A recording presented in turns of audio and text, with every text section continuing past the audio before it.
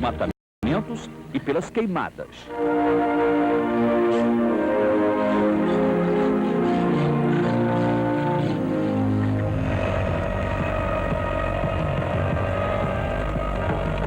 O nascimento de uma arara azul é uma aventura que a bióloga Neiva Guedes acompanha há 10 anos. Parteira dedicada, ela espalhou mais de 120 ninhos artificiais. A preservação da natureza é uma das maiores preocupações da Universidade para Desenvolvimento de Mato Grosso do Sul e região do Pantanal. Para os pesquisadores, a vida selvagem é assim mesmo. Sair do laboratório, tomar coragem e subir. É uma verdadeira escalada para chegar até o topo, onde estão as pequenas araras. Pais cuidadosos, os pesquisadores tiram os filhotes dos ninhos para um rigoroso exame médico. Ele é muito feio. Dá uma cheiradinha aqui pra você ver. Você vai parar de falar que ele é feio. O que ele cheira? Não tem cheiro de nada. Cheira, gente. Leite de coco. Leite de coco, é verdade. É. Por que esse cheiro do leite de coco? Porque os pais comem castanhas de coco e regurgitam para ele já as castanhas. Sente aqui no papo dele, ó. A palpa aqui. Não pode pegar assim, ó, não machuca não. Tá vendo? Você sente uns carocinhos? É frágil, né? Sente uns carocinhos. É, então, esse carocinho é pedaço de castanhas. Este filhote com 24 centímetros vai chegar a 1 metro de comprimento na idade adulta. É a maior arara do mundo. Grande, mas nem um pouco independente. Ainda vai viver muito antes de ganhar voo próprio. No mínimo, ele vai ficar 3 meses dentro do ninho. Mais ou menos até 1 ano e meio, os pais ficam cuidando deles. E todo cuidado é pouco. Agora, por exemplo, os pesquisadores estão visitando um ninho especial. São filhotes que nasceram em laboratório, numa incubadeira, mas logo depois foram colocados no ninho. Como será que os pais vão receber as ararinhas de proveta? Os dois estão bem. Os dois foram alimentados. Os dois estão com um papo, com um pedacinho de coco, bem pequeno, tá? Tanto que foi introduzido hoje e o que foi introduzido há 2 dias atrás. Estão super bem. As araras têm uma técnica especial para alimentar os filhotes. Ela põe o bico aqui, ó.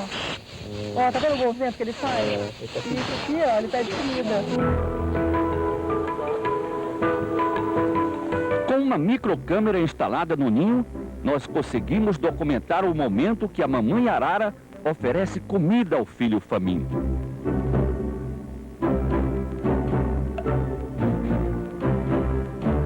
Encontrar esses 2 filhotes alimentados pelos pais é uma coisa muito boa, porque vai ser o primeiro ano, esse é o primeiro ano que isso acontece com a gente, tá? Peso, tamanho e coleta de sangue. Check-up completo. Tudo para conhecer e preservar essa espécie que já foi tão caçada pelos traficantes de animais silvestres.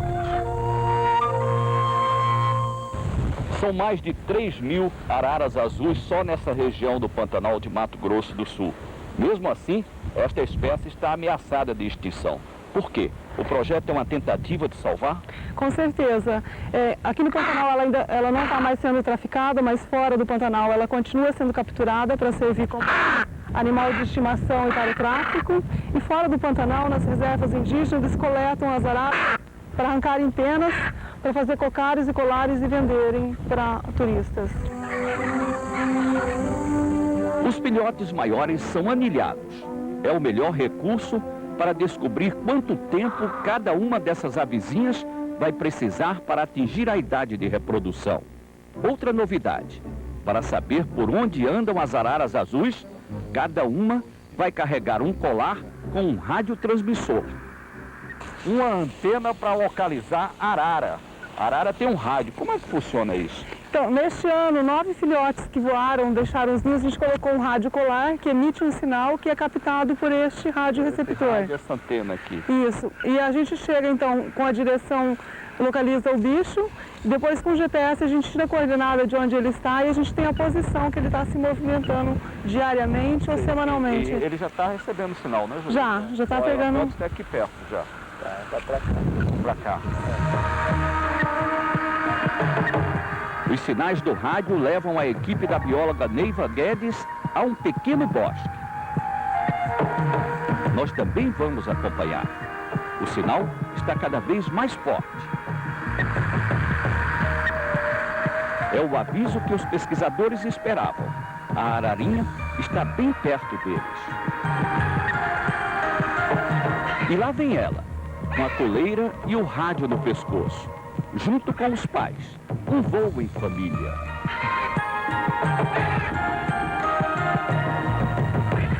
Agora, para que isso? Que tipo de estudo é esse? Esse tipo de estudo é para saber o tamanho de área que o indivíduo utiliza, semanalmente, mensalmente, anualmente. Também para saber quanto tempo ele fica com os pais e se há dispersão dele quando sai do ninho. Que distância ele vai distante dos pais. Papagaio come milho, periquito leva fama? Será mesmo verdade? Para os cientistas, o papagaio verdadeiro ainda é um desconhecido. Mas haveria lugar melhor que o Pantanal para se conhecer esse personagem tão brasileiro? A zootecnista Gláucia Seixas topou o desafio. Há quase 3 anos, ela e sua equipe correm atrás dos papagaios. É um bicho pouco estudado. No Brasil não tem quase nenhuma informação desse bicho na natureza. O papagaio é um alvo fácil para os traficantes. Essa é a espécie que no nosso estado, não só no Pantanal, em outras regiões também é a espécie que é mais capturada. O trabalho é um sobe e desce nas árvores. Os filhotes são examinados, pesados e tratados com carinho. Esse aqui está cheio de berne, uma larva de inseto. Então eu quero verificar se os bernes ou algum outro ectoparasita pode estar influenciando, atrapalhando nesse crescimento dos papagaios. A intenção é não interferir. Neste outro ninho, uma péssima notícia. 2 filhotes estão mortos. 2 filhotes mortos?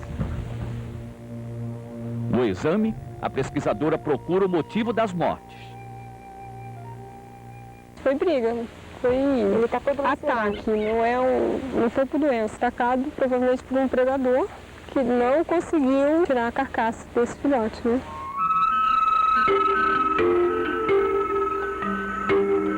Proteger os filhos é a principal tarefa do tuiuiu, a maior de todas as cegonhas. Com mais de 1 metro de altura e quase 3 de envergadura, eles gostam de fazer o ninho em árvores muito altas e desfolhadas. Vivem em alerta permanente. Os tuiuius são monogâmicos, estão sempre com a mesma fêmea.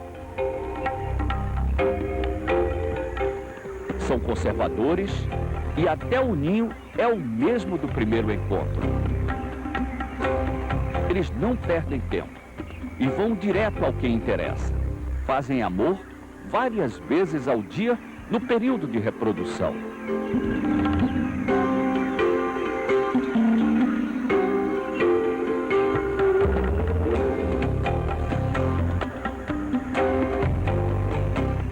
Nos grandes ninhais, a vida ferve. De longe se ouve o barulho. Tráfego intenso. É um entra e sai que não tem fim.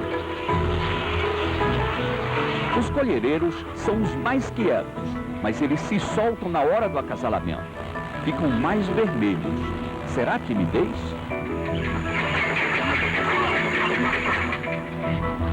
Os cabeças secas são atrevidos, sempre em movimento. Nenhuma outra ave consegue tantos filhotes. Trabalham unidos na construção do ninho.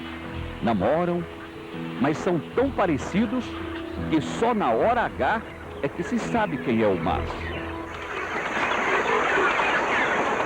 Um mês depois, os filhotes começam a nascer. A tranquilidade acabou. É uma gritaria danada por comida.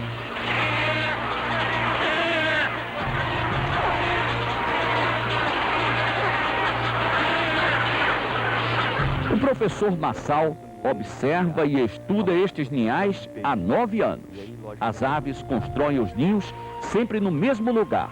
Só mudam se houver alteração no ambiente. Eles dependem muito da água, né? Com certeza, da água e disponibilidade de alimento. Isso é fundamental, né? Porque os adultos têm que se alimentar, depois, quando eclodem os filhotes, eles também têm que receber alimentos. Cada espécie caça de um jeito. Os piguás estão em grandes bandos. Excelentes mergulhadores buscam os peixes no fundo dos rios e lagos. Em cada mergulho, eles trazem o peixe no bico.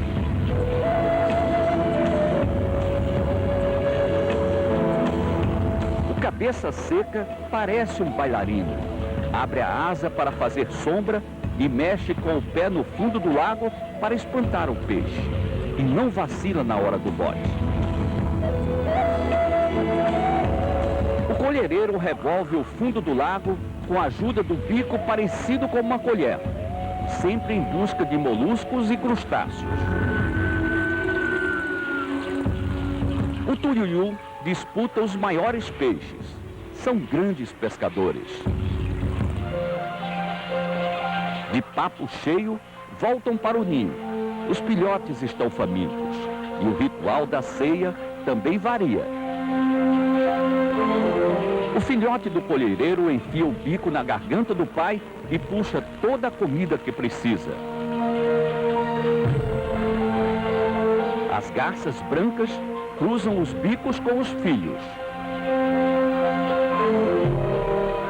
O cabeça seca regurgita o que comeu na lagoa dentro do ninho. A lei do mais forte se aprende. O filhote que come mais, cresce mais e fica maior do que o irmão. Suporta melhor o calor, que é um inimigo mortal. Nesta época do ano, a temperatura chega a 45 graus nos ninhais. Tão quente que o cabeça seca abre as asas, fazendo sombra para os pequenos. E quando o calor aumenta, ele traz água, que mata a sede e refresca os filhos. Outro inimigo é o carcará, sempre de olho no ninho, esperando que os pais se afastem. É a chance de atacar e levar a presa nas garras para comer longe dali. Seus parceiros são os urubus. Destroem ovos e comem filhotes.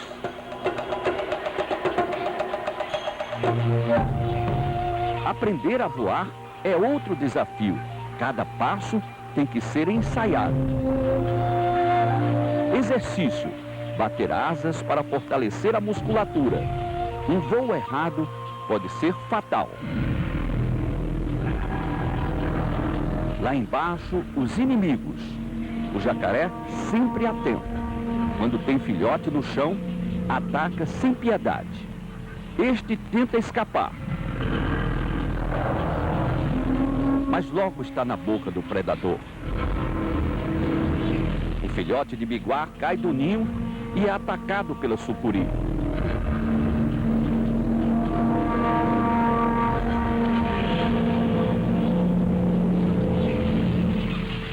O colhereiro já aprendeu.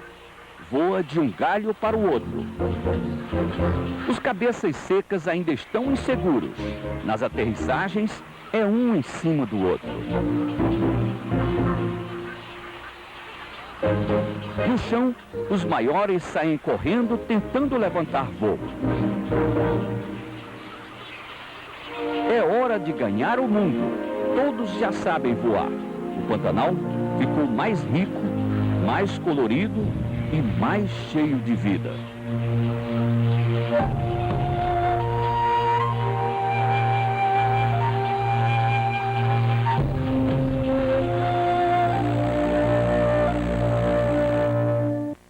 Pantaneiros de coração, Como vive o homem no mundo das terras encharcadas.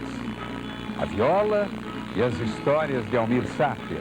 E a incrível viagem da boiada que enfrenta a seca e atravessa rios cheios. Veja daqui a pouco.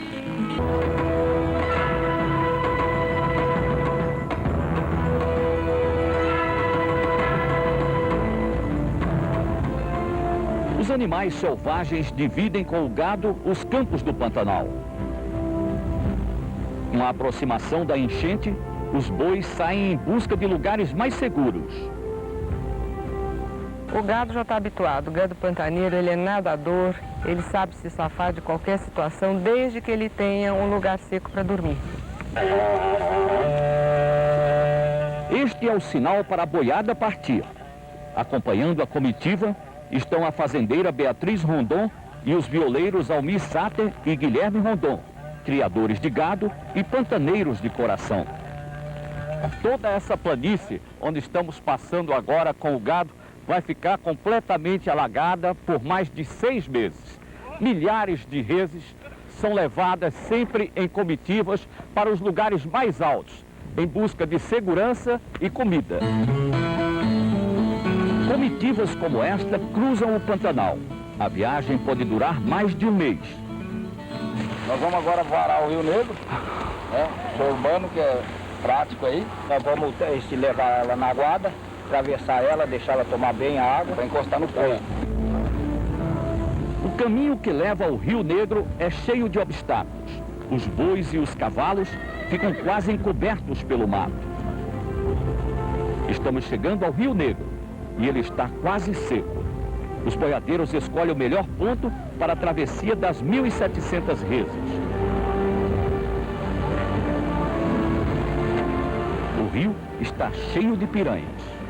Tem muita piranha, às vezes come o peito da vaca, às vezes morde o cavalo.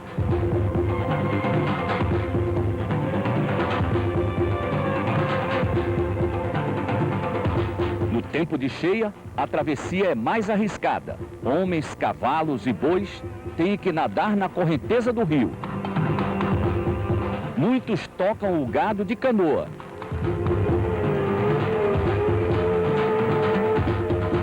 Se as comitivas atrasam a partida e viajam quando a cheia já começou, enfrentam situações como estas. Os peões trabalham duro para salvar o rebanho.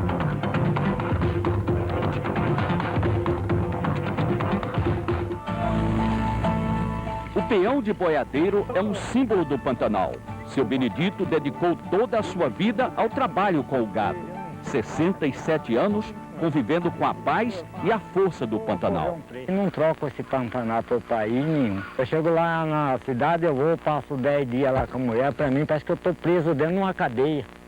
Só tem saudades da época de peão, quando amansava burro bravo e tocava a boiada, desbravando as terras pantaneiras. Onde tinha moça bonita, cavalo pulador e gado bravo, ali que eu queria trabalhar.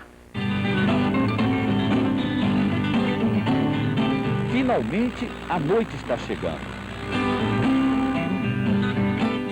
Noite de lua cheia no acampamento da comitiva. Uma fogueira e churrasco na brasa. 2 violas maravilhosas aqui, Almir Sater e Guilherme Rondon. O que vocês vão tocar aí para os peões e projetos? Vou tocar uma música chamada Peão. Então vamos lá.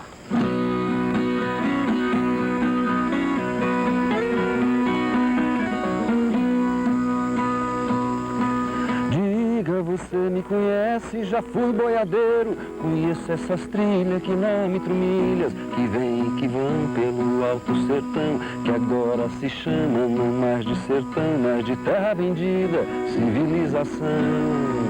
Nesses encontros, cada um tem uma história para contar. São os causos da vida pantaneira. De prata, riscando as fronteiras. Chega final do ano, aí o patrão sempre pergunta se precisa de alguma coisa para o Natal, um presente, está precisando, presente, né? E eu conversando com o pessoal lá da fazenda, falando, quer um presente, o que vocês querem de presente de Natal? Aí eu falei, eu queria um cinto novo, patrão, traz um cinto daqueles de argolona, assim, que dá até para comer na argola. Um cinto pro senhor e tal. E você fala, eu queria uma lanterna nova, então uma lanterna nova. Aí tinha um paraguaio empreiteiro assim que, aí você, paraguaio, o que você quer? Falou, Ô, patrão, eu queria um ventilador. Ah, ventilador, chegou luz, né? Tinha chegado luz na região, ventilador. Que cor você quer, Paraguai? Eu falei, ô, patrão, a cor não importa, eu quero aquele desconfiado que fica...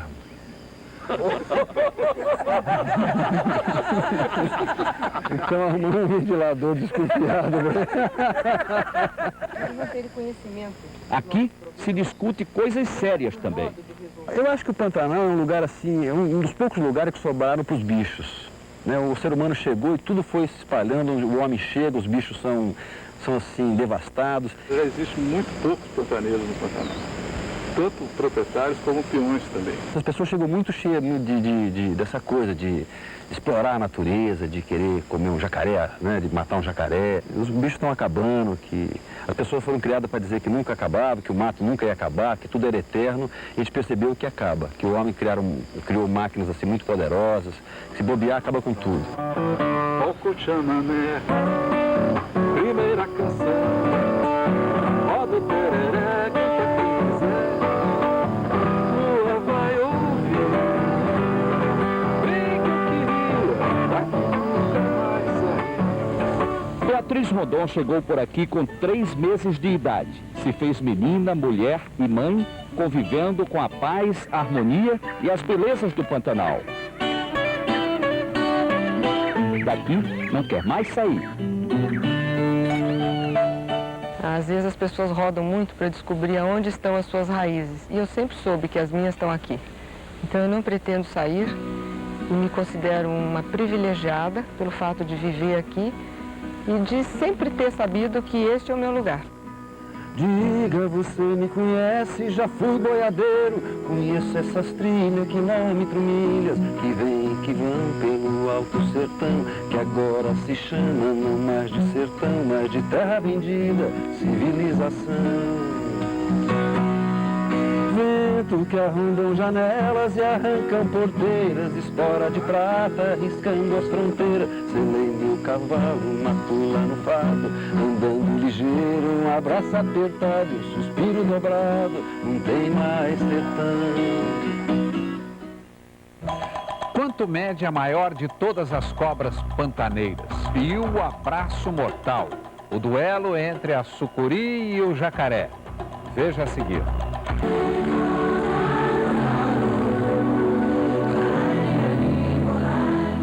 O Pantanal é um zoológico natural de 210 mil quilômetros quadrados.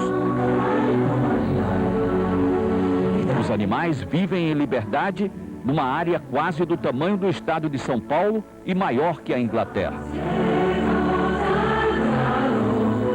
Aqui, as lagoas aparecem depois que a região pantaneira começa a secar. É neste mundo alagado que vive uma das cobras mais temidas, a sucuri. Encontrar com sucuri no Pantanal é muito comum. É comum, não grandes de 5 metros, mas sucuris menores de 3 metros, 4 metros é muito comum, principalmente quando começa a secar. Sempre atenta, a sucuri escolhe a sua presa com muito cuidado. Essa está de olho no jacaré, um animal arisco e difícil de apanhar. Mas nada é impossível para a sucuri, principalmente quando ela está com fome. Procura o melhor lugar para o ataque. É rápida e certeira. Em segundos, o jacaré está dominado pela anaconda do Pantanal. Um abraço mortal. A sucuri mata o jacaré aos poucos.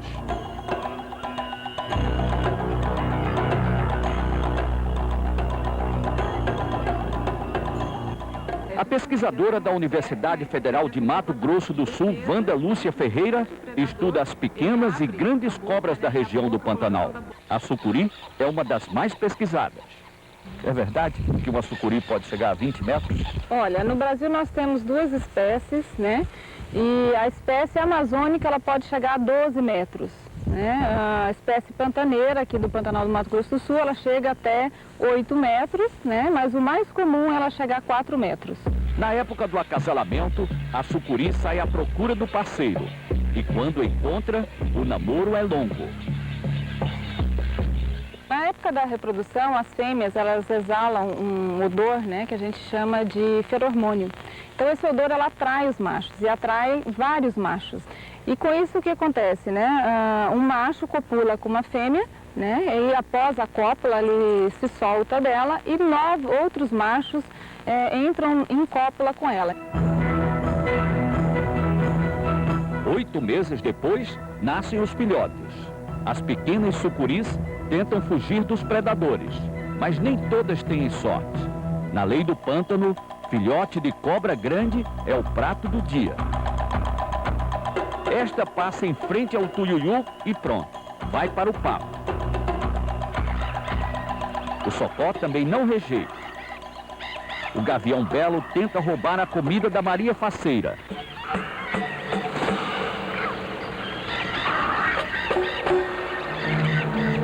Não consegue. O gavião agora está de olho no almoço da curicaca. Na primeira tentativa, ele falha. Não desiste. Tenta de novo e a curicaca vai ter que arranjar outro alimento. Comida é o que não falta no Pantanal. O carrapateiro é uma espécie de gavião que aproveita o banho de sol das capivaras. Ele come os carrapatos que ficam no corpo do maior roedor da nossa fauna. O macho adulto chega a pesar 50 quilos.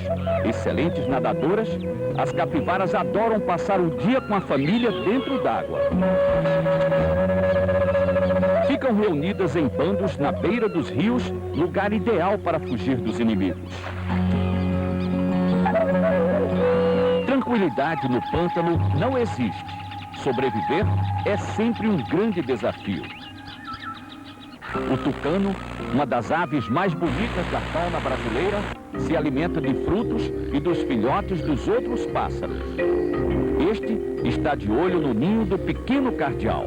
Os 3 recém-nascidos têm toda a atenção dos pais.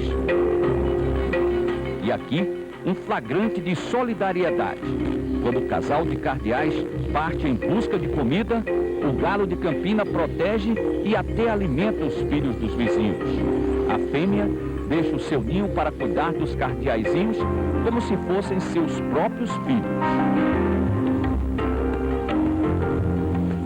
Solidariedade é mais uma lei da natureza no Pantanal. E quando os filhotes parecem sozinhos e o tucano se aproxima, uma outra surpresa. Ele é afastado a bicadas em pleno voo. O João de Barro constrói o ninho à prova de tucano. A casa de barro tem quarto e sala, com uma parede que protege os filhos dos bicos de tucanos. A camuflagem é outra forma de escapar dos predadores. O curiango é um especialista. Ele esconde o filhote entre as pedras quando se sente ameaçado. É difícil saber onde está o pequeno pássaro. Você seria capaz de descobrir? Aí está ele, esta bolinha marrom que se mexe só quando alguém chega muito perto. Mais um especialista em camuflagem, o urutau, um bicho muito raro. Este é ainda mais difícil. Você já descobriu onde ele está? Pois é, parece um galho de árvore.